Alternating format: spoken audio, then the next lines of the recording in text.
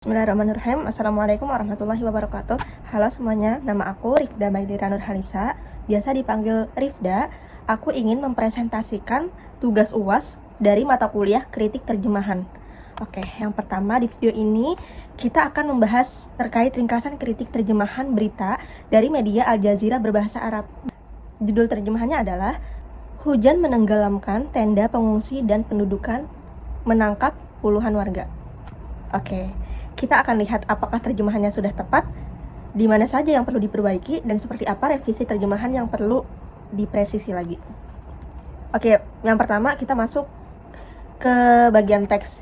Di sini ada teks berbahasa Arab sama berbahasa Indonesianya. Mungkin teman-teman bisa membaca sendiri teks bahasa Arabnya, dan di sini saya akan membacakan artinya saja atau terjemahannya saja. Judulnya adalah Hujan menenggelamkan tenda pengungsi dan pendudukan menangkap puluhan warga di tepi barat. Pada hari ke-61, sejak dimulainya gencatan senjata di Gaza, hujan deras menenggelamkan ribuan tenda di berbagai wilayah jalur Gaza. Di tengah peringatan tentang dampak badai kutub yang mengancam kehidupan ratusan ribu pengungsi Palestina yang telah tinggal di tenda-tenda sederhana selama lebih dari setahun. Sementara itu, tentara pendudukan Israel terus melanggar kesepakatan tersebut dengan meledakkan bangunan di kota Gaza dan Beit Lahia, serta melancarkan serangan udara dan artileri terhadap Rafah dan Khan Younis di wilayah selatan jalur Gaza. Oke, sekarang kita masuk ke analisis kritik terjemahannya, teman-teman. Yang pertama itu ada struktur kalimat.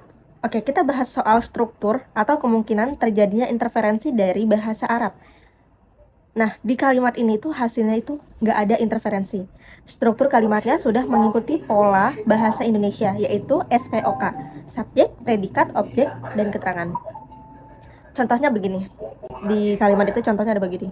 Agroketil ampor al-azizatul af al-khiyam. Terjemahannya, hujan deras menenggelamkan ribuan tenda. Secara struktur sudah tepat, dan penerjemahan berhasil menghindari terjemahan literal yang canggung seperti ditenggelamkan ribuan tenda oleh hujan.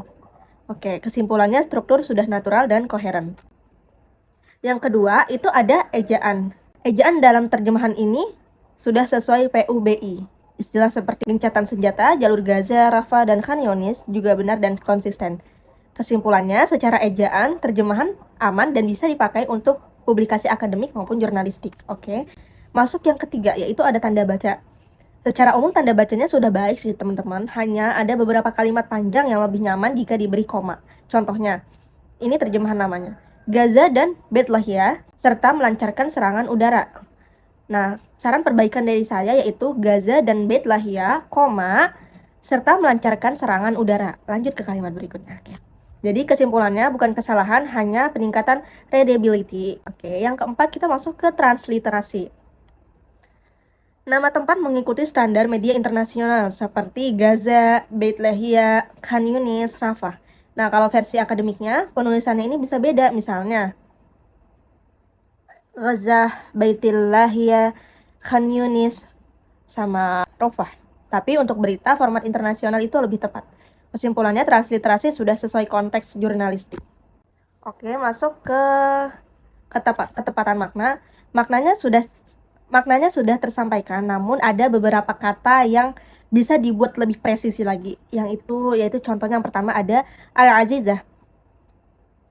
Lebih akurat jika diterjemahkan sangat deras atau lebat sekali. Yang kedua ada agraqati, sebaiknya diterjemahkan membanjiri atau merendam, bukan menenggelamkan.